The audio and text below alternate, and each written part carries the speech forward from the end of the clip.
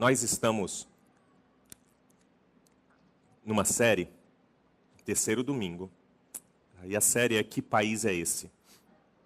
E falamos já a respeito de soberania, o que falamos ainda agora na breve palavra, em que Deus é soberano sobre todo o universo, inclusive sobre a política, sobre a cultura, sobre a sexualidade, sobre as relações sociais, sobre os conflitos sociais, sobre os governos e tudo mais. Deus é soberano. Inclusive, um teólogo holandês, Kuyper, diz que não há um único centímetro quadrado em todos os domínios da existência humana sobre o qual Cristo, que é soberano sobre tudo, não clame, é meu. Esse é o nível de soberania que nós, cristãos, não religiosos, mas que cremos em Cristo como soberano, é esse o nível de soberania que cremos. Logo, a nossa cultura está debaixo da soberania de Deus e Jesus Cristo está dizendo, é meu. Hoje falaremos um pouco sobre as implicações disso. Domingo passado nós falamos sobre justiça. E sobre justiça nós trouxemos o texto do irmão de Jesus Cristo, Tiago, que diz: meus irmãos, como crentes em nosso glorioso Senhor Jesus Cristo, não façam diferença entre pessoas tratando-as com parcialidade. E é claro que Tiago, por tratar de um universo eclesiástico, ou da sua comunidade de fé, daqueles que estavam com ele na igreja ali em Jerusalém, na comunidade que se reunia na casa das pessoas, não havia catedrais. Glória a Deus, não havia templos e catedrais cristãs naquela época. Eles estavam dentro das casas, vivendo uns com os outros, e dentro das casas, vivendo uns com os outros, havia parcialidade. Se tratava os mais abastados de uma forma, e aqueles que não tinham tanta influência eram tratados como segundo plano. No reino de Deus, não existem dois planos. Se Deus é soberano, todos os outros são súditos, e nós servimos a todos. A palavra de Jesus é que aquele que quer ser grande, sirva. A pirâmide hierárquica daqueles que seguem a Jesus é uma pirâmide invertida em que o líder serve. Em que eu vivo em sacrifício para o outro. Justiça. Justiça afeta como eu consumo. Justiça afeta o meu olhar. Justiça afeta como eu caminho em minha cidade. Justiça afeta como eu penso a respeito do outro, mesmo que o outro tenha dificuldades que quase que os impedem de viver. Justiça passa não só por consciência, mas com atitude. Atitude de engajamento social em prol do outro. Para que o outro tenha vida abundante como eu tenho. Talvez você diga, mas isso aí está mais parecendo o manifesto comunista. A cada um o que lhe é devido, todos iguais, todos recebendo. Eu gosto muito de uma palavra de um cara com quem eu não concordo 100%, mas um pastor muito engajado socialmente e que compreende o Evangelho não como algo transcendente, mas como algo imanente, encarnacional, de envolvimento na sociedade, de transformação da sociedade pela declaração e atividade do reino de Deus na terra, Ariovaldo Ramos. Certa vez, ele confrontado por um partidário de direita, de que o seu discurso era muito alinhado com os setores de esquerda do nosso país. Ele, taxado de comunista e de socialista, ele foi colocado no muro e foi dito, você é comunista, não é? Ele disse, não sou comunista. Sou cristão. Porque a base do comunismo é, eu tenho 2 pães e você não tem nenhum, logo eu dou um para você e fico com o outro. A base do cristianismo é, eu tenho 2 pães e eu tenho muitas pessoas com fome, eu não como, os outros comem. Esse é o radicalismo do Evangelho. Sonha comigo. Você tem noção de quantos cristãos temos no Brasil?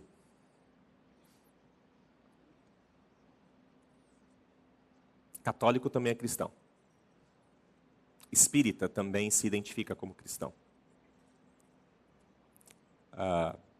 Adventista também se identifica como cristão. De certa forma, até Testemunho de Jeová se identifica como cristão. Digamos que somos cerca de 80%, talvez um pouco mais. Estão comigo? Eu não sei a estatística correta.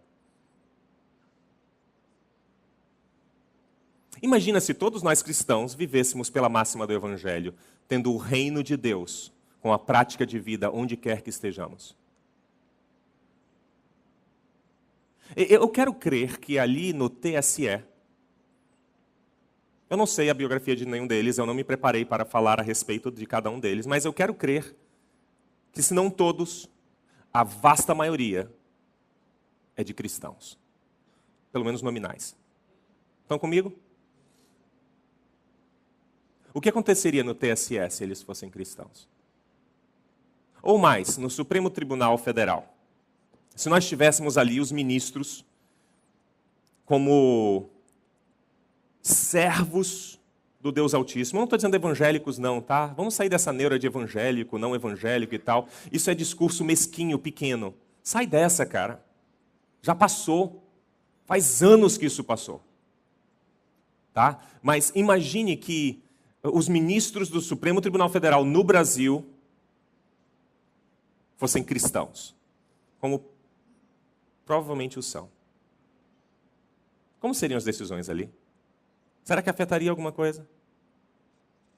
E imagine se aqueles que se chamam pelo nome de Jesus Cristo como cristãos, seja na Câmara de Deputados ou no Senado, ou os deputados estaduais, ou os vereadores das cidades, se todos aqueles que colocam ali no censo do IBGE, cristão, evangélico, católico, espírita, testemunho de Jeová, adventista, qualquer um desses, imagina se eles vivessem o reino de Deus, como seria o nosso Brasil?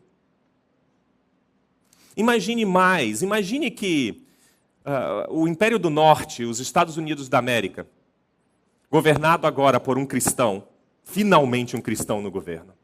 Glória a Deus por Trump. Que a direita religiosa, a esquerda religiosa e todos aqueles metodistas, luteranos, Amish, quais mais? Batistas, wesleyanos, pentecostais, presbiterianos, reformados, arminianos, todos eles, todos os guetozinhos, todos os pequenos bairros que acham que vão estar sozinhos na glória. Imagine se eles vivessem o reino de Deus na América do Norte. Como seria os Estados Unidos? Ou melhor, como seria o mundo, já que os Estados Unidos é hoje o império?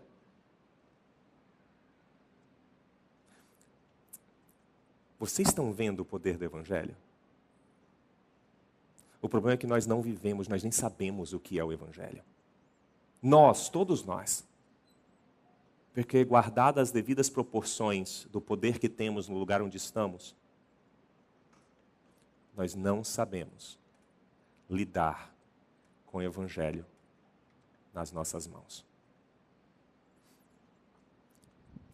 Eu gostaria que você hoje não se sentisse ofendido pelo que eu farei, mas eu acho que você já está acostumado. Eu tenho aqui em minhas mãos um cubo evangelístico. Alguém sabe o que é? Quem sabe o que é o cubo evangelístico? Levanta a mão bem alto para eu ver. Tá. Isso aqui é um cubo evangelístico desenvolvido provavelmente nos Estados Unidos. Os Estados Unidos é muito bom em criar métodos, eles são muito pragmáticos, né? Ele é muito bom em criar métodos para podermos externalizar a nossa fé e levar outros ao conhecimento de Cristo. Alguém sabe usar o cubo evangelístico? Levanta a mão se você sabe usar. Quem sabe usar? Fica com vergonha não, levanta a mão bem alto. Levanta a mão bem alto que eu quero ver você, se você sabe usar o cubo evangelístico. Por favor, levanta a mão, cara. Tá.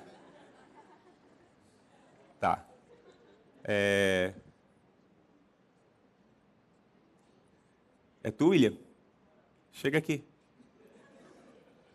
Eu vou te chamar, cara, porque ninguém te conhece mesmo, então pode vir. Esse é o William, ele é irmão do Ulisson. Vocês conhecem, quem conhece o Ulisson? O Ulisson está aí hoje? Tá? Tá trabalhando? Ah, tá trabalhando hoje. Eu também fui formado. Eu fiz um curso breve para usar. Sobe aqui em cima aqui. Joyce é a esposa do... Joyce, não é? Joyce, a esposa do William. Faz um tempinho que você não mexe, você está meio enferrujado, né? Esse aqui está até difícil, porque descolou algumas coisas. Mas vamos ver onde é que é o número 1, né? Número 4, 3, 6, 7, 1. Está aqui 1. Está desmontando. Mas vamos lá, a gente vai chegar lá, Não se turbe o vosso coração. Cadê? Apareceu 1? 5, 1. Pronto. Eu vou te ajudando, tá bom? Assim, se você errar, não tem problema, tá bom? Tem um microfone aí que ele possa usar? Chega aqui mais, Maguinho. Você segura o microfone para que ele possa apresentar o plano de salvação. Aqui era o Pode ficar em pé, Maguinho, ele é alto. Senão ele vai ficar com torcicolo, cara. Aqui era o homem antes de conhecer a Cristo, antes da criação, no início. Como é que era esse homem? O homem era sozinho, não tinha pecado. Tá. Aí vai para cá? 2. Isso, 1, 2, abre. E foi quando Jesus veio e explicou a... Estou meio nervoso. Está meio nervoso? Tá, eu vou te ajudar. O homem ele pecou, né? E foi separado de Deus. Aí veio Jesus. Sim, veio Jesus e entregou sua vida por ele. Você entregou a sua vida pelo homem. Beleza. Recebeu todos os seus pecados. Beleza. Jesus morreu. Após isso, Jesus morreu e foi sepultado. Tá. Pelos nossos pecados. E 3 dias depois, ele ressuscitou. Ressuscitou. Beleza.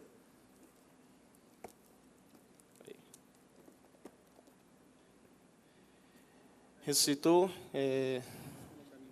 e se tornou o caminho para Deus. Ele é o único caminho, a verdade e a vida. Tá. E agora com ele? E agora com ele foi reconectado. Ele nos conectou a Cristo, a Deus. A Cristo, e aí? E aí o céu e o inferno foi surgido, explicado. Quem crê, todo aquele que nele crê, vai para o céu. Quem não crê, existe céu e inferno. Uma salva de palmas para William. Tá. É isso aí. De boa.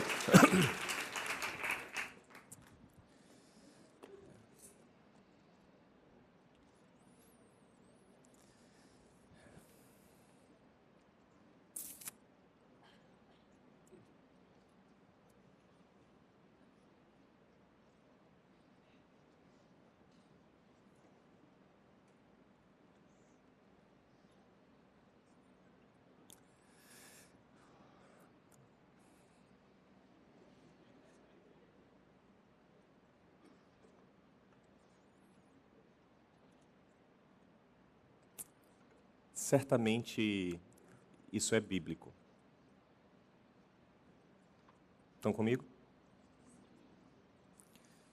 Realmente, o homem foi criado por Deus. Pela sua desobediência ao soberano. Em seu pecado, ele se separou de Deus, a humanidade toda. E não mais tinha comunhão com Deus. E a cruz de Cristo reconcilia a humanidade com Deus. Porque como Isaías 53, no capítulo 53 diz, através da cruz de Cristo, os pecados, as mazelas da humanidade se repousaram sobre o Filho de Deus, e ele morreu, foi sepultado. Os evangelhos falam a respeito disso. E ao terceiro dia, como anunciado por ele mesmo, ele ressuscitou em glória. E ressuscitando em glória, ele nos reconciliou com Deus através de seu sacrifício e vitória sobre a morte. Porque ele foi o sacrifício. Ele nos reconciliou com Deus e hoje nós temos paz com Deus.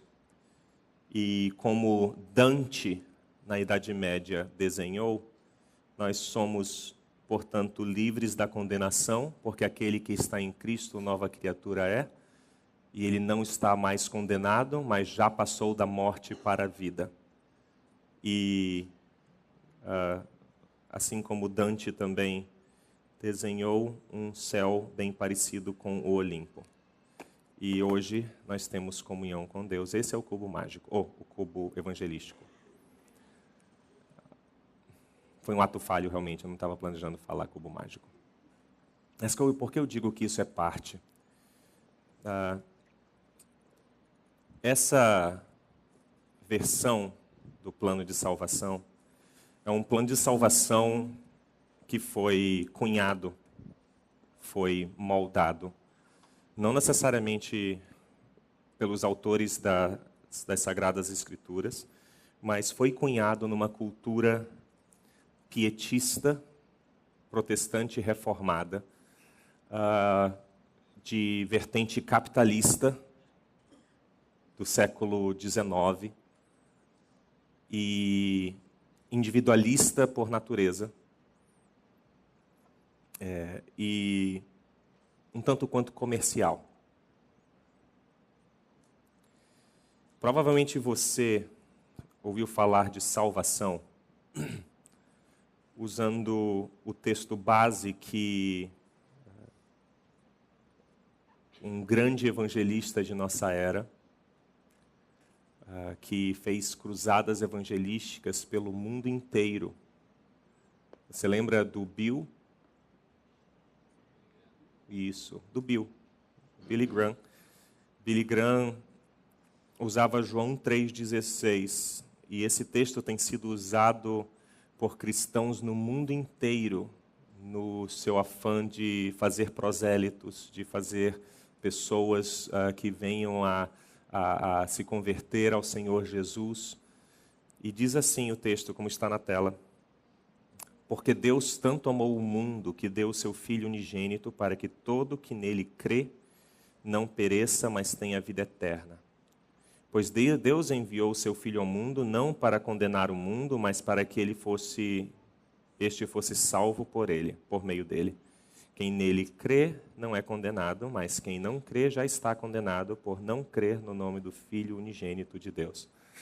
Normalmente, ao se usar esse texto fora do contexto, se faz a pergunta: você quer ir para o céu? Se você morrer essa noite, você tem certeza de para onde você irá? Minto? Não minto? Tá. E com isso, mesmo que isso seja parte do Evangelho, isso guia a pessoa que está ouvindo, e talvez tenha guiado você, para aceitar Jesus como único e suficiente Salvador. Você já ouviu isso em algum lugar? Tá. E então você aceita Jesus, baseado nessa história, racionalmente confessa que Jesus veio, porque eu sou pecador, precisava dele, morreu pelos meus pecados, ressuscitou em glória e hoje reina para todos sempre. Amém. E por isso, eu, Winston Oliver Lages, não mais irei para o inferno, mas eu passarei a eternidade nos céus. Isso guia as pessoas a uma salvação individual. E há quase que uma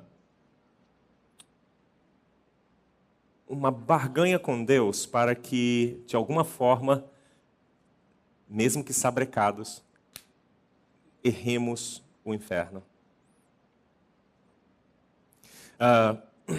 Eu gostaria que nós olhássemos novamente, porque hoje falaremos de salvação, se você ainda não notou. Vamos olhar para o texto novamente. Eu sei que talvez alguns evangelistas missionários, sejam eles brasileiros, americanos ou europeus, coreanos talvez, tenham dito para você contextualizar esse texto bíblico de João 3, 16, 17 e 18 a algo mais pessoal, dizendo: porque Deus amou tanto o André, ou porque Deus amou tanto a Débora. Ele deu seu único filho para que o André cresce e não perecesse. Alguém já fez isso com você? Algo bem pessoal. Só que o texto não diz isso. Eu não estou dizendo que Deus não ama você. Deus te ama. Assim como todos os habitantes da terra. Você não é mais especial que nenhum deles. Jesus Cristo se sacrificou pela humanidade. Não foi por você. Você é especial. Você é único. Mas Jesus Cristo não morreu por você. Porque o texto diz que, porque Deus tanto amou o... Sabe qual é a palavrinha grega que é utilizada para mundo neste texto? Chuta. Cosmos. Quem disse? Levanta as duas mãos. É a Adriana. É claro, Adriana. Cosmos. A Adriana é a nossa professora de Bíblia aqui. Porque Deus amou tanto o cosmos que entregou Deus, seu único filho, para que todo aquele que nele crer não morra, mas tenha vida eterna, pois Deus enviou seu filho ao cosmos, não para condenar o cosmos, mas para que este o quê? O cosmos fosse salvo por meio dele. Portanto, a salvação não é para você somente. O plano de Deus é para o universo. As coisas ficaram um pouquinho mais amplas para você? Talvez evitar o inferno e ir para o céu não seja o único ponto. Mas esse tem sido o ponto martelado há décadas no mundo ocidental. Não se fala muito da salvação do cosmos. Não se fala muito da regeneração do mundo. Até mesmo porque, atualmente, por causa dos movimentos políticos acontecidos no Império do Norte, a salvação do mundo não é prioridade mais. Falar de ecologia como parte da salvação para a teologia nascida no Norte é asneira.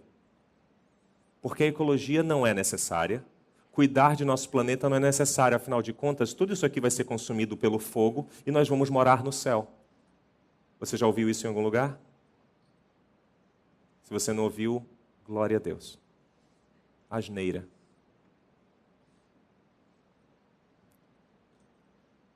Da mesma forma, se o intuito é arrancar pessoas do pecado para que eles não vão para o inferno, mas eles cheguem nos céus, é indiferente se as pessoas estão hoje miseráveis, não tendo o que comer. Porque, afinal de contas, o nosso sofrimento de hoje não chega nem perto da glória por vir. Então sofra. E sofra dando glória a Deus. Porque eu vou passando pela prova dando glória a Deus. Porque o sofrimento faz parte da sua vida. E eu estou propositalmente usando a camisa do Dr. House hoje. A vida é dor. Mas há algo de salvação também em tirar pessoas da miséria e trazê-los para um local de humanidade. Humanizando a existência de pessoas. Não era exatamente isso que Jesus, o Cristo, fazia enquanto estava aqui conosco? Não aqui, em Manaus. Jesus não era de Belém do Pará, ele era de Belém da Judéia.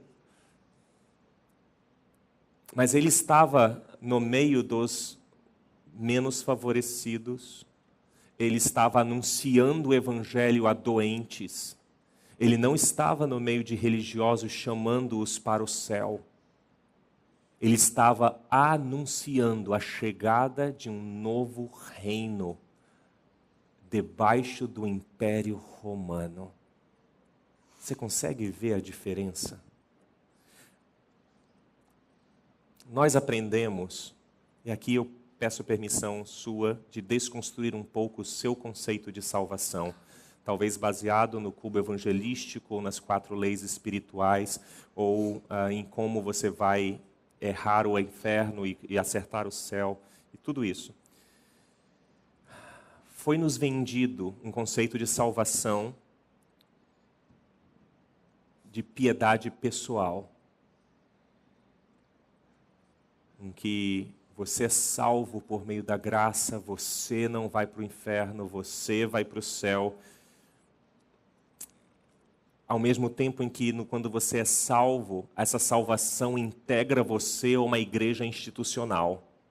E aí você participa das entranhas dessa igreja, você participa das engrenagens, dos vários ministérios e tudo mais, e você vai então graduando, talvez, de certa forma, não é bem falado assim, mas vai graduando, e ali você vai cada vez mais vivendo o reino de Deus que está ali nessa igreja. E você então participa de várias coisas dentro da igreja, enquanto o mundo jaz no maligno, lá dentro você está salvo, porque a igreja é a arca de Noé. Alguém já ouviu isso em algum lugar? E aí dentro da igreja você está são e salvo da destruição que virá no mundo. E você não será deixado para trás, porque você subirá quando Jesus voltar e nos livrar da podridão do mundo. Foi-nos vendido isso. Esse é um conceito de salvação individualista e egocêntrico. É um conceito de salvação capitalista. Tudo bem, não fui eu que comprei, eu recebi gratuitamente, mas agora é meu. E ninguém tasca. Não pode tirar de mim a salvação. E a pergunta sempre é feita no singular, primeira pessoa. Você tem certeza da sua salvação? Porque eu tenho. Eu fui salvo por Jesus Cristo. Você tem a certeza que eu tenho, porque você pode ter. De certa forma, em alguns ambientes mais ortodoxos e tradicionais, a salvação tem implicações meramente morais e sexuais. Se eu sou salvo, eu não transo com todo mundo. Se eu sou salvo, eu não uso drogas. Se eu sou salvo, eu não bebo. Se eu sou salvo, eu vivo uma vida reta.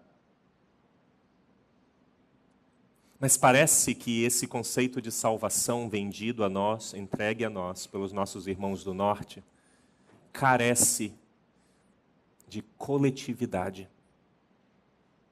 Carece de ler João 3,16 com as palavras colocadas ali pelo apóstolo, em que Deus amou o mundo e tem a intenção de salvar o mundo, e não somente você do inferno. Parece que a salvação é uma fuga da realidade doentia do nosso mundo.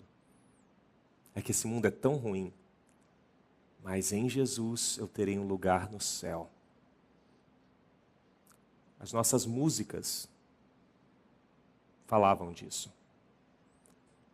Você lembra? Músicas lindas. Céu, lindo céu, céu, lindo céu, nações celestiais, todas feitas. Céu, lindo céu, céu, lindo céu, eu vou morar, com Cristo vou morar no lindo céu. Tanto quanto escapista, não é? A vida aqui é horrível, mas eu vou morar no céu. E eu entendo porque isso aconteceu. Na época da escravidão, principalmente nos Estados Unidos, talvez a teologia mais pulsante, mais genuína e mais coerente com o Evangelho de Jesus Cristo que existia na face da terra era a teologia negra dos Estados Unidos, dos escravos. Eles cantavam enquanto faziam os trabalhos forçados e levavam as chicotadas, eles cantavam de sua esperança de que um dia, nem que fosse na glória, eles não mais sofreriam. Quando eles eram esmurrados pelos senhores de engenho, eles olhavam para os céus e diziam: o meu Senhor me dá valor. Quando eles remavam nos rios, carregando os minérios dos senhores que os torturavam, eles lembravam das ruas de ouro e das coroas que receberiam quando estivessem com o seu Senhor. Num ambiente de sofrimento extremo, a esperança é o céu. A teologia sul-americana tem desenvolvido várias teologias assim. Seja a teologia da libertação no mundo católico apostólico romano, ou a teologia da missão integral no mundo protestante. Essas duas teologias falam da mesma coisa, mas não mais com um ponto escapista, mas como um sinal do reino de Deus invadindo este mundo e transformando este mundo aqui e agora. Porque o reino de Deus chegou. Esse era o anúncio de Jesus Cristo. Em contrapartida, parece que em nossas igrejas, paróquias, centros espirituais, ainda reina um conceito de salvação de pecado pessoal somente. Parece que estamos mais interessados na genitália dos nossos irmãos do que na fome daqueles que não conhecem a Jesus.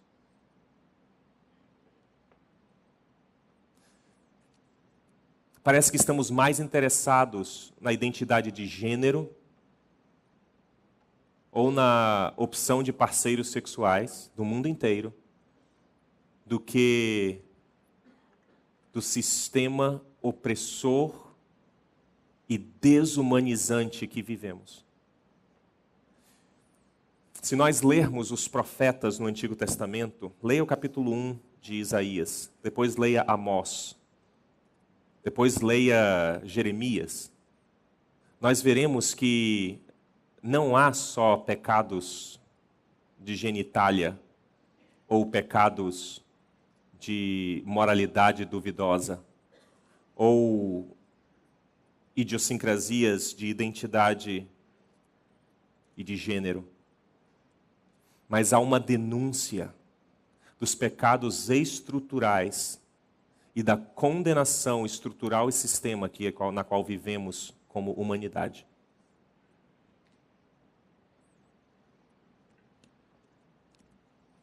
Assim, parece que o cubo evangelístico não traz tanta esperança para aqueles que estão padecendo, mesmo que o reino de Deus já tenha chegado. Acredito eu que precisamos reformar nosso conceito de salvação.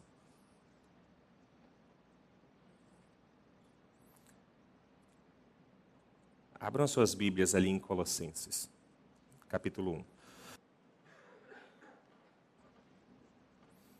Paulo, primeiro capítulo de Colossenses, inicia falando a respeito do caráter de Jesus Cristo e quem é Jesus Cristo, de como, através dele, nós temos a imagem nítida de Deus. Ele chega no verso 19 dizendo: pois foi do agrado de Deus que nele habitasse toda a plenitude e por meio dele, Jesus, reconciliasse consigo todas as coisas. Eu repetirei. Reconciliasse consigo todas as coisas, tanto as que estão na terra quanto as que estão nos céus, estabelecendo a paz, shalom, pelo seu sangue derramado na cruz. esse texto não pode estar discrepante com relação a João 3,16. Porque se Deus amou o mundo de tal maneira que deu seu Filho unigênito para que todo aquele que nele crê não pereça, mas tenha vida eterna, mas que por meio dele reconciliasse consigo todas as coisas, tanto as que estão no céu e na terra, estabelecendo paz pelo seu sangue derramado na cruz, parece-me que o objetivo do Todo-Soberano, do Todo-Senhor, do Todo-Poderoso, é a reconciliação do universo. A reconciliação de todas as coisas através de Cristo. Se não está claro, vamos para 2 Coríntios. E olha o que ele diz. Portanto, Paulo, escrevendo agora aos de Corinto. Portanto, se alguém está em Cristo, é nova criação. Normalmente isso aí é tratado de forma pessoal e intransferível. Você é nova criatura. As coisas antigas já passaram, eis que tudo se fez novo. Tudo isso provém de Deus, que nos reconciliou consigo mesmo por meio de Cristo e nos deu o ministério da reconciliação. Eu vou voltar aí. Ou seja, cara, Paulo acaba sendo irritante de tão explicativo que ele é. Que Deus em Cristo estava reconciliando consigo o mundo, não levando em conta os pecados dos homens, e nos confiou a mensagem da reconciliação. Portanto, somos embaixadores de Cristo, como se Deus estivesse fazendo o seu apelo por nosso intermédio. Por amor a Cristo, suplicamos, reconciliem-se com Deus. Deus tornou pecado para que nele nos tornássemos justiça de Deus. Vocês conseguem ver que o propósito de Deus não é retirar você das mãos do diabo no inferno e levar você bonitinho e com um corpo glorificado para o céu, escapando da condenação e também escapando das dores deste mundo. Mas o objetivo de Deus em Cristo Jesus é declarar a sua soberania sobre toda a criação. E declarando a sua soberania sobre toda a criação, ele envia seu Filho ao mundo para que através do seu sacrifício, o sacrifício do Filho de Deus, o mundo inteiro fosse reconciliado com Deus. Quando eu falo o mundo inteiro, eu digo inclusive as nossas florestas. Porque a Bíblia também diz que a natureza geme, esperando a revelação dos filhos de Deus. Portanto, a salvação nos traz a responsabilidade ecológica. Sabe por que eu não jogo pet na rua? Porque eu sou salvo por Jesus Cristo. Porque Jesus é meu Senhor. Hã? É. Sabe por que às vezes quando eu vou para o supermercado eu entro em crise? Por causa desses textos. Porque eu vejo meu carrinho abarrotado de iogurte para os meus filhos.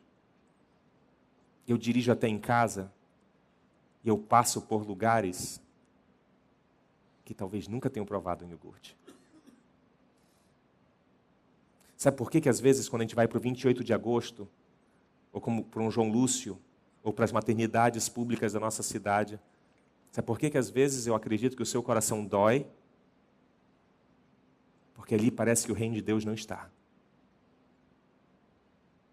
Parece que a salvação não chegou ali.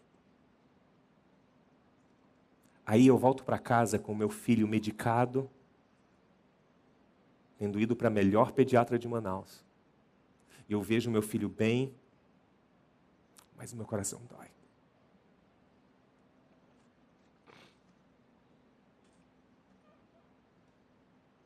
Os meus filhos estudam numa das melhores escolas de Manaus, enquanto a vasta maioria da população do Amazonas é analfabeta funcional. A salvação é para todos os homens e para o homem todo, como diz a teologia da missão integral. Eles só estão repetindo o Evangelho. Isso não faz de nós comunistas, isso faz de nós servos de Jesus Cristo. Finalmente, com todo esse construto de salvação pessoal, intransferível, escapista,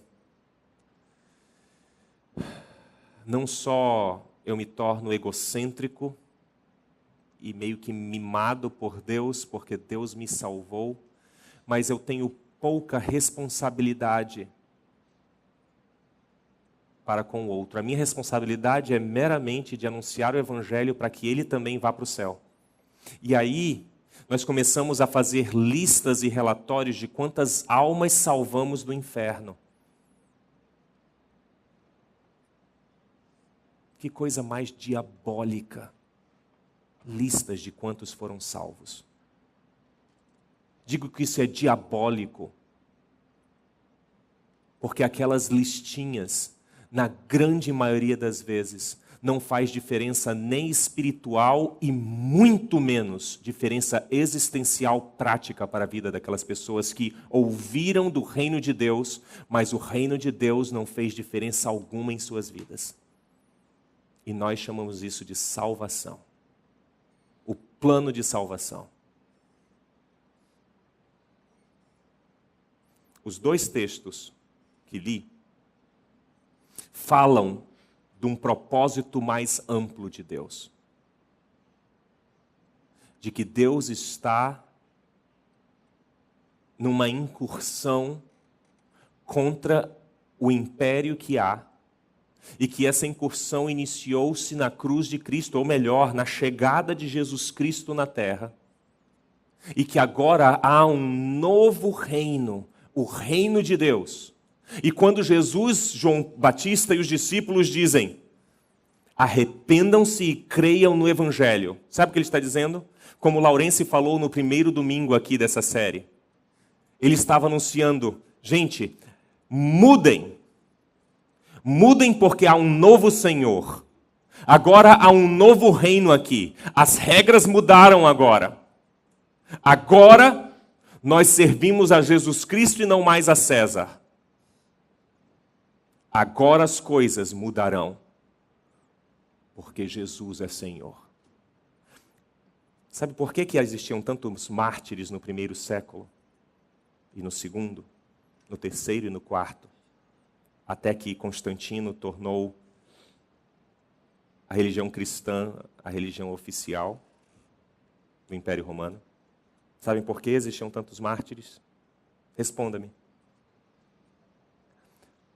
Porque seguir a Jesus Cristo, declará-lo como Senhor, era um desafio a César. Era um desafio ao Império Romano.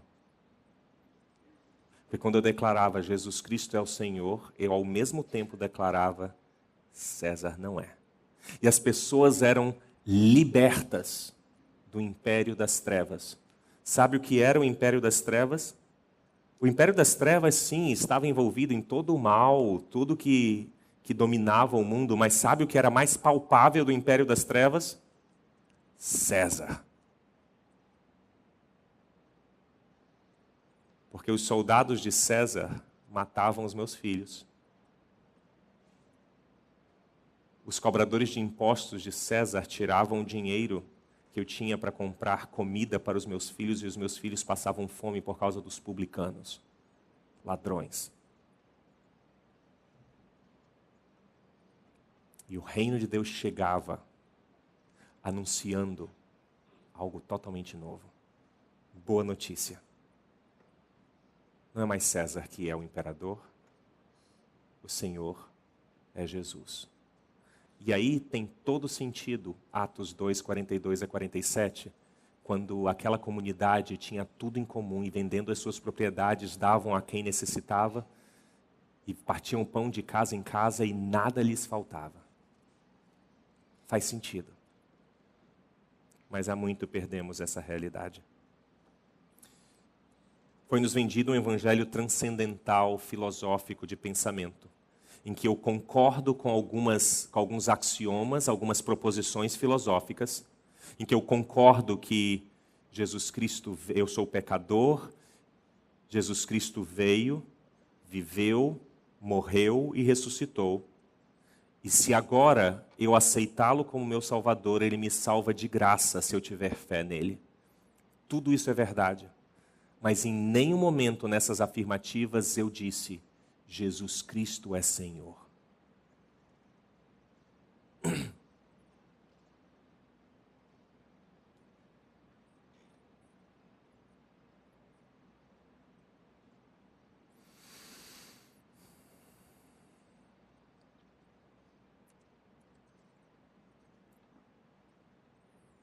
Eu acredito que muitos de nós temos sido enganados há anos. Talvez por nós mesmos, porque era o que nós queríamos. Nós queríamos uma forma de continuar pecando sem peso na consciência. Afinal de contas, a graça me basta. E olha que eu creio na graça. Totalmente. Eu sou salvo, apesar de mim. Graça pura, misericórdia total. Mas para muitos de nós, Jesus Cristo é um mal necessário para que eu tenha perdão dos meus pecados que eu continuarei vivendo. Porque eu não vivo debaixo da soberania de Jesus Cristo. Muito pelo contrário, eu continuo fazendo a minha vontade, a vontade da minha carne, os meus desejos. Eu ainda sou pautado pela minha identidade. Ainda sou eu. E apesar de eu, desculpe esse erro, mas apesar de eu, serei salvo. Eu vou para o céu. Céu, lindo céu, eu vou morar no lindo céu, mesmo sendo pecador. Ufa, obrigado, Jesus.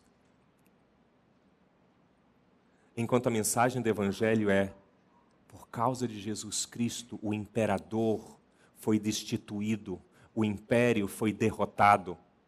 E hoje existe um novo rei, que na verdade era o rei de todos os tempos e teve o seu poder usurpado, e agora ele novamente declara: cheguei na sua vida e no universo todo. A pergunta não é se Jesus é seu Senhor, a pergunta é: Jesus é, ou melhor, a pergunta não é se Jesus é seu Salvador, a pergunta é: Jesus é o seu Senhor? Ou Jesus é aquele que vai simplesmente arrancar você do inferno, apesar de você?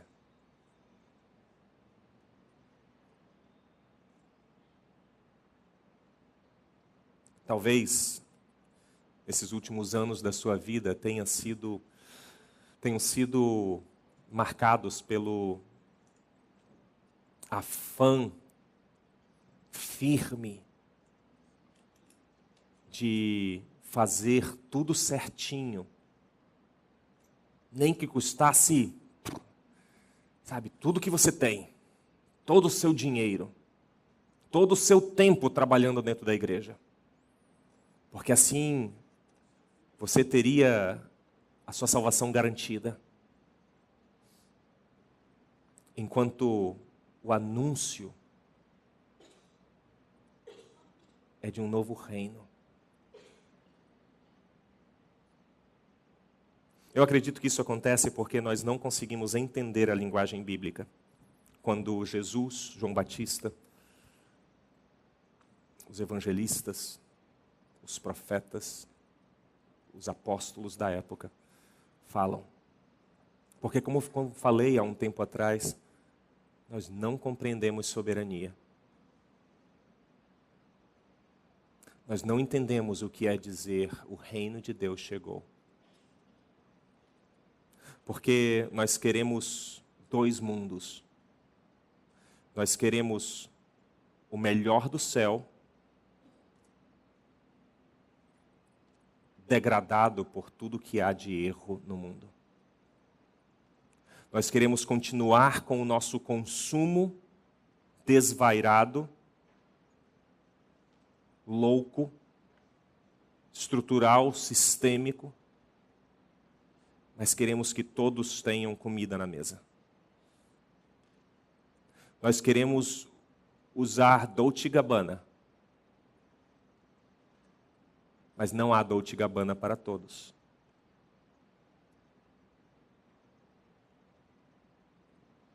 Nós queremos as nossas igrejas lotadas, Mas nós não queremos ir para a periferia. Nós somos rápidos em comprar uma lata de leite, quando a igreja toda faz uma campanha. Nós separamos um tempinho da nossa semana, quando incentivados institucionalmente para ir até o Emoan, dar 450 ml de sangue.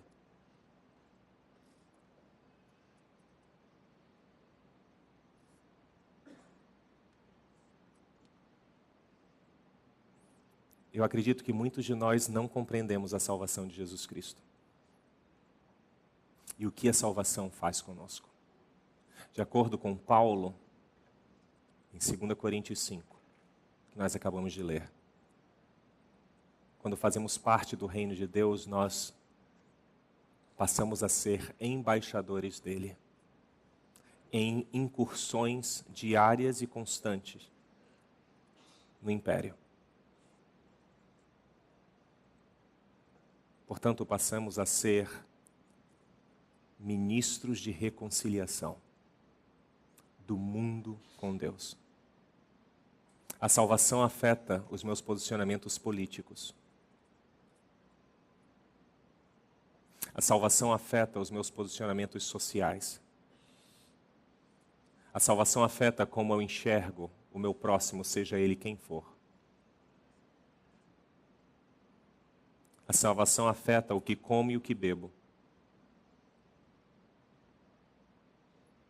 Porque a salvação, o Evangelho, é a declaração de um novo Senhor que chegou.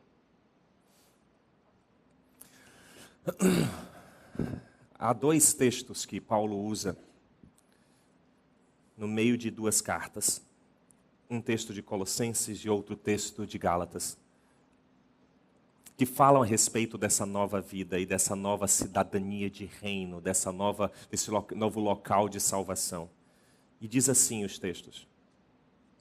os textos, Paulo: nessa nova vida já não há diferença entre grego e judeu, circunciso e incircunciso, bárbaro, escravo e livre, mas Cristo é tudo e está em todos. Em Gálatas, a mesma coisa ele diz de outra forma: todos vocês são filhos de Deus mediante a fé em Jesus Cristo. Pois os que em Cristo foram batizados, de Cristo se revestiram. Não há judeu, nem grego, nem escravo, nem livre, homem nem mulher, pois todos são um em Cristo Jesus. Isso é o Evangelho. No Evangelho não há homem e nem mulher, porque em vez de uma hierarquia social, machista ou não, patriarcal ou não, existem servos do Senhor Jesus Cristo submetendo-se uns aos outros, na família ou fora dela. Porque não há mais homem ou mulher, há servos. Não há circunciso ou incircunciso, religioso ou não. Eu chego ao ponto de, inclusive, dizer que para o Evangelho, e atente bem para o que eu estou dizendo, porque está na moda, para o Evangelho é indiferente se você é hétero ou homo. Porque se Jesus Cristo é seu Senhor, o seu desejo é indiferente. Porque o seu desejo está debaixo da soberania de Deus. Isso é salvação. Cai no lugar comum ou na latrina o conceito de cura gay. Porque em Jesus Cristo, eu curado ou não, eu seguirei a vontade dele e buscarei descobrir qual é a vontade dele. E me debruçarei sobre a vontade dele. E o buscarei para viver a vontade dele, porque afinal de contas ele é meu Senhor. Seja eu hétero, homo, trans, bi, a ou pan. A minha sexualidade não é uma área fora da salvação de Jesus Cristo. Não. Porque a minha sexualidade é parte do mundo que Deus está regenerando através de Cristo. eu como cristão, chega a ser vexatório me alinhar a algum partido político, porque eu vou discordar de muitos aspectos de todos os partidos políticos. Se você acha que porque você é cristão você é de direita, você está errado. Porque existem conceitos da política neoliberal que demonstram pecados estruturais da sociedade e reafirmam locais de trevas na vida da grande maioria da nossa população. Portanto, o neoliberalismo não é cristão. Da mesma forma que o comunismo, o socialismo, a social-democracia e qualquer vertente política chegará a pontos de convicção em que a salvação de Jesus Cristo não faz sentido lá, porque são parte do domínio das trevas. E eu, como agente da luz, sou sal, luz e fermento para a transformação do império. Eu sou subversivo por natureza, se sou de Jesus Cristo. E aí talvez eu esteja mais interessado em estar em grupos LGBTs do que dentro de igrejas. Talvez eu esteja mais interessado em ser ativista político, às vezes contra o meu próprio partido.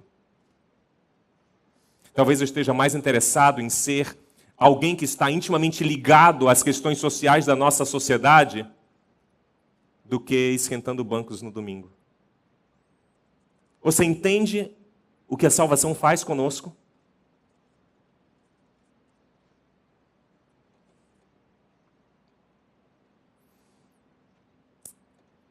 Eu acredito que talvez precisemos nos converter, não novamente, mas eu acredito que precisamos nos converter.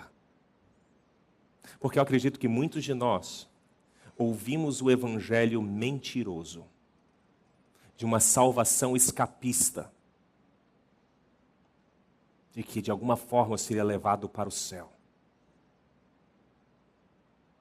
Enquanto o evangelho fala de uma nova cidade descendo e invadindo a realidade humana e transformando relações, transformando a natureza, regenerando o homem e recriando o mundo. Aqui e agora. Isso já faz 2000 anos.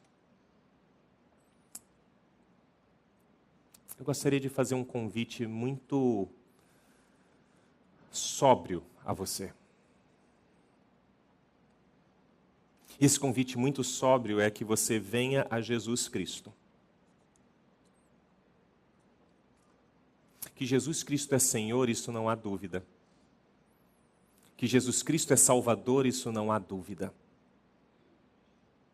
A minha pergunta é: você faz parte do reino dele?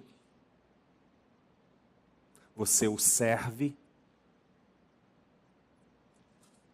Porque a pergunta correta não é se você quer ir para o céu. A pergunta é: você fará de Jesus o seu Senhor? O Senhor sobre toda a sua existência. O Senhor sobre o seu conhecimento, o Senhor sobre os seus desejos, o Senhor sobre a sua identidade, o Senhor sobre a sua sexualidade, o Senhor sobre o seu caráter, o Senhor sobre os seus posicionamentos políticos e sociais, o Senhor sobre a sua agenda.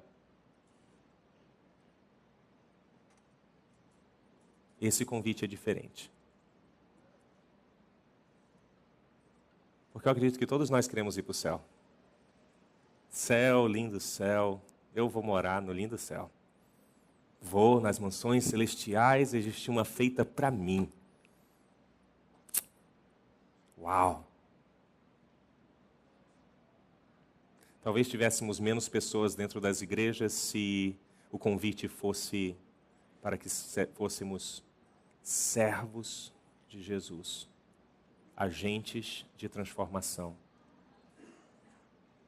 Esse é o convite e a declaração do Evangelho. Um novo rei chegou. Você permanecerá no império ou se renderá e servirá o novo rei, que transformará radicalmente tudo. Sabe por quê? Porque você passará a viver para ele. Não é muito sobrenatural, não. Não é muito místico, não. Não tem nada de esotérico. É de alinhamento com o soberano.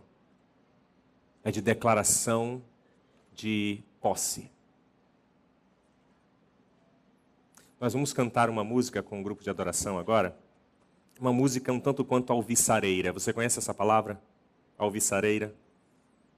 De regozijo. Ela foi escrita há algum tempo atrás por compositores norte-americanos, portanto, de uma teologia capitalista e pietista puritana. Mas eles acertaram em vários pontos.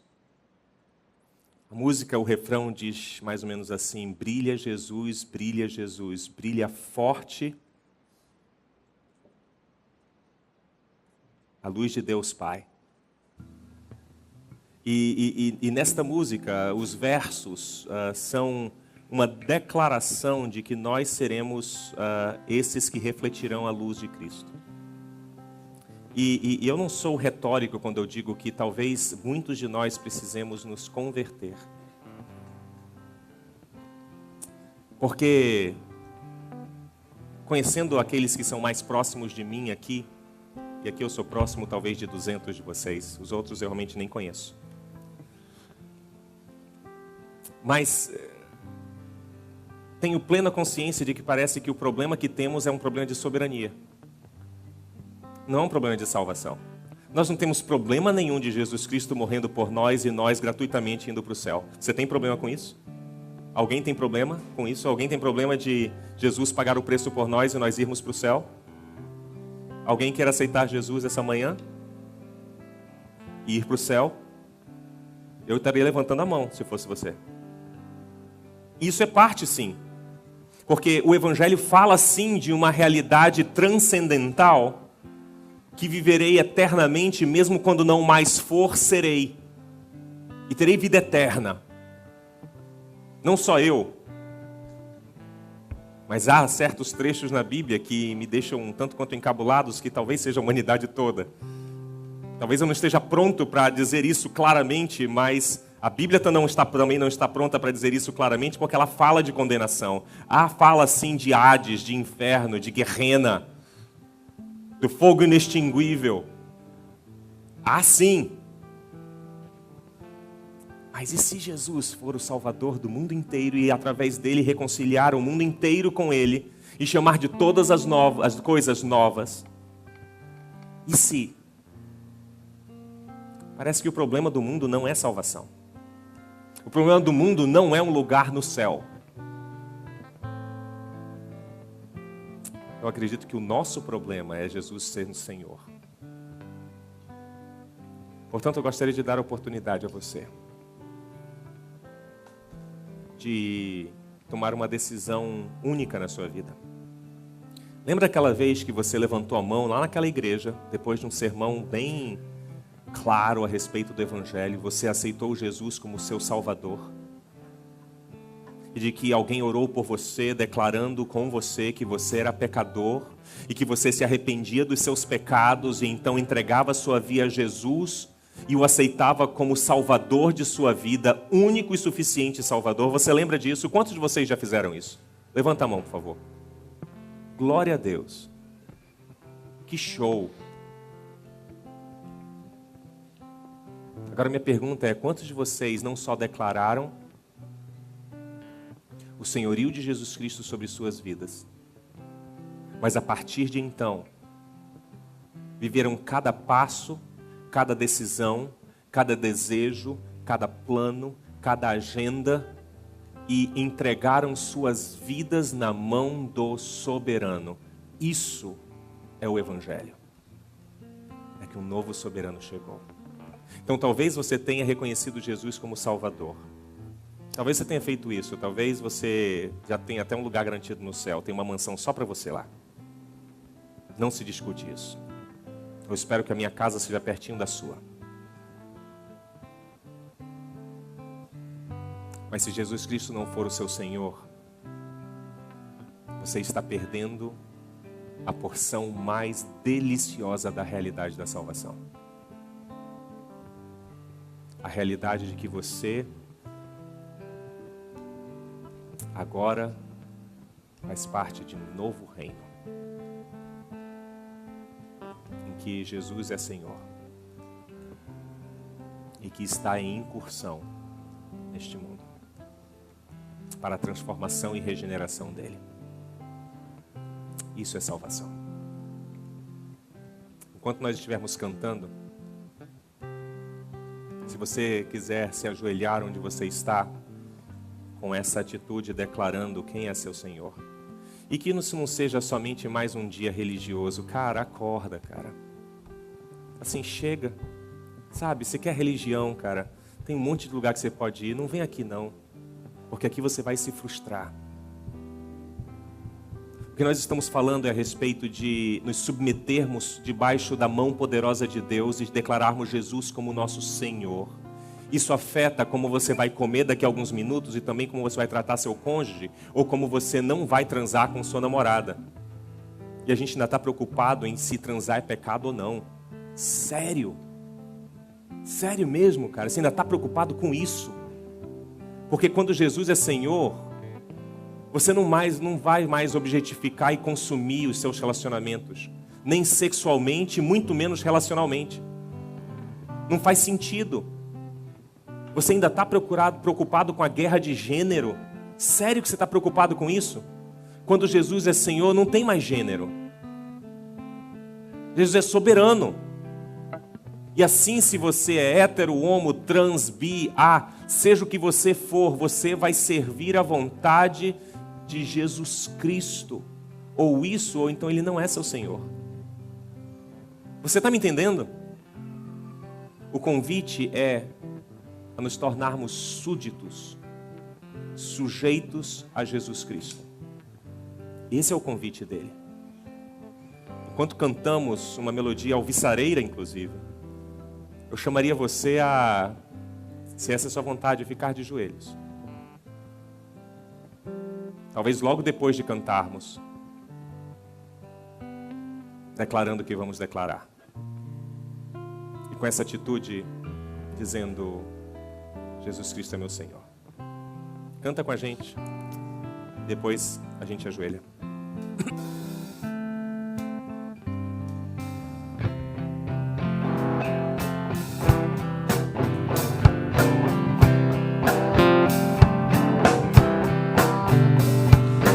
Veja a luz do Senhor que brilha bem no meio das trevas, brilha. Jesus Cristo é a luz desse mundo, nos acorda do sono profundo. Brilha em mim, brilha em mim, brilha Jesus, mostra ao mundo a luz de Deus, Pai, Espírito de Deus, vem refúgio em nós, faz transbordar sobre os povos tua graça e perdão, vem ordenar que haja luz, ó Senhor.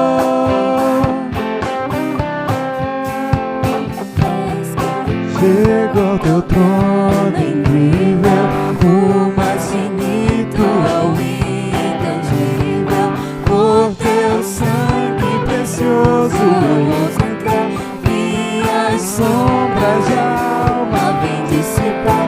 Brilha em mim, brilha em mim, brilha Jesus, mostra ao mundo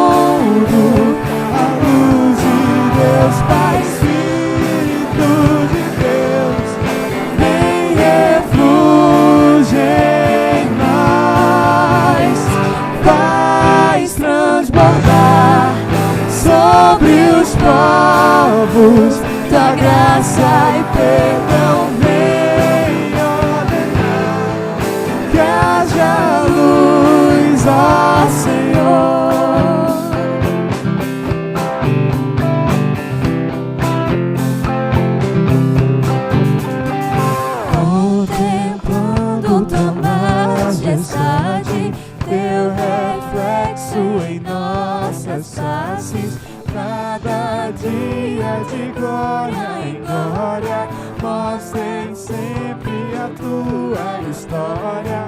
Brilha em mim, brilha em mim, brilha, Jesus, mostre ao mundo a luz de Deus, Pai, Espírito de Deus, vem refúgio em nós, faz transbordar sobre os povos tua graça e perdão, vem ordenar que haja luz, ó Senhor.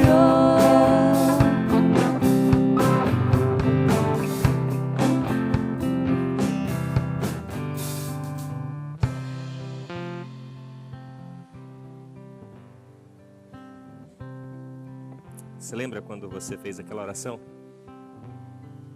Aquela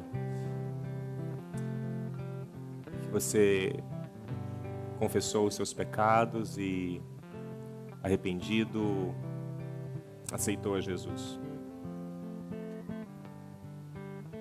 Talvez seja o momento de fazermos isso de uma forma total agora.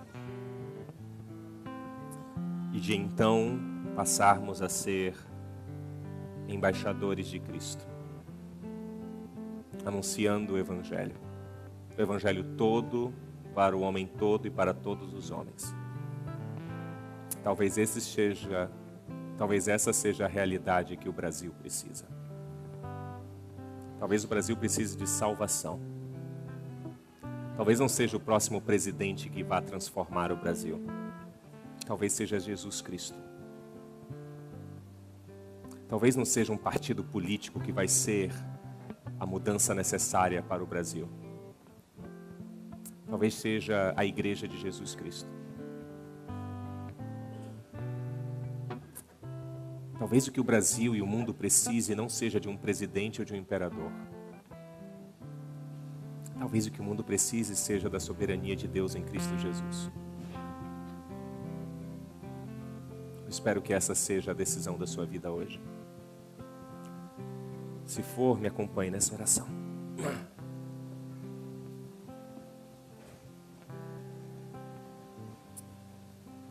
Senhor, mais uma vez corremos o risco de sermos meramente hipócritas religiosos.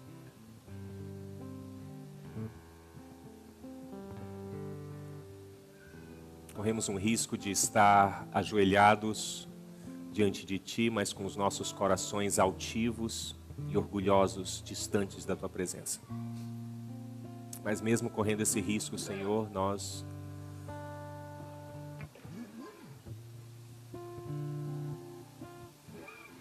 queremos reconhecer o quanto temos errado como comunidade, como igreja, como servos Teus. Como temos sido rebeldes ainda operando debaixo das leis do império das trevas, império da dor, império da fome, império da desigualdade, império da luxúria, império da usura, império financeiro, império da cobiça.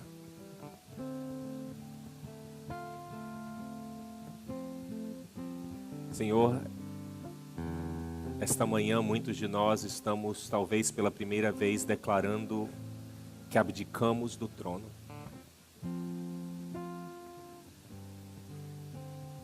E assim como um dia muitos de nós declaramos o Senhor como nosso Salvador,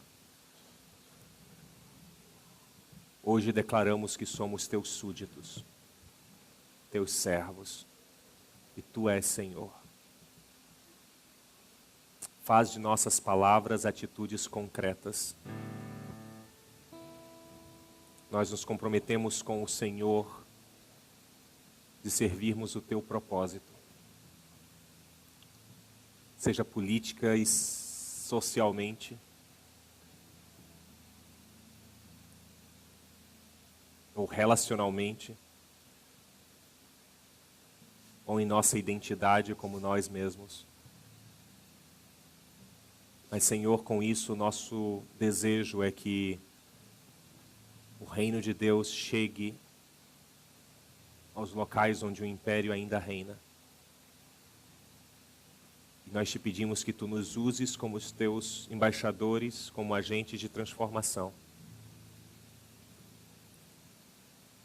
para que sejamos ativos, não só na proclamação verbal do teu reino, mas na realização disso também. Nós te pedimos mais uma vez que tu tenhas misericórdia do nosso país, misericórdia deste planeta,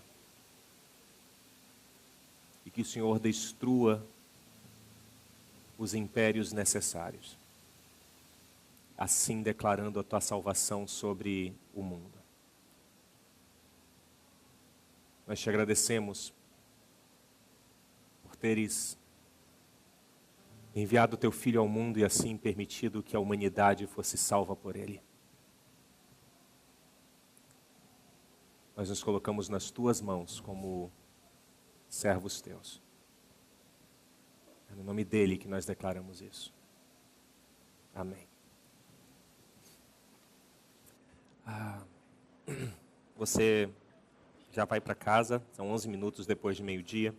Antes disso, eu gostaria de relembrar algumas coisas a você. Uma delas é a respeito do reciclagem, que o Maguinho falou no início desta reunião. Se você quiser passar lá no Viva ou som e saber mais detalhes a respeito disso, você pode passar lá. É um acampamento, um retiro que acontecerá em novembro. E além disso, o Lar Batista Janel Doyle e o Nascer estarão aqui fora vendendo algumas guloseimas que eles conseguiram fazer para que pessoas que queiram ajudá-los, mas não queiram ajudá-los de forma voluntária, mas sim queiram alguma coisa em troca, você pode passar, pegar um bolo e deixar dinheiro lá. Mas talvez você queira passar lá, deixar o dinheiro e não levar nada. Talvez essa seja parte da sua responsabilidade. Se você quiser levar uma guloseima, não preocupa não, leva. Também a gente pode engordar, né? Estamos tão obesos. Talvez esse seja um dos nossos pecados. Deus abençoe vocês. Até domingo que vem. Domingo que vem não sou eu que vou falar. Talvez você já esteja cansado. Outra pessoa falará. Eu garanto que você vai ser inspirado em vez de só confrontado. Deus te abençoe.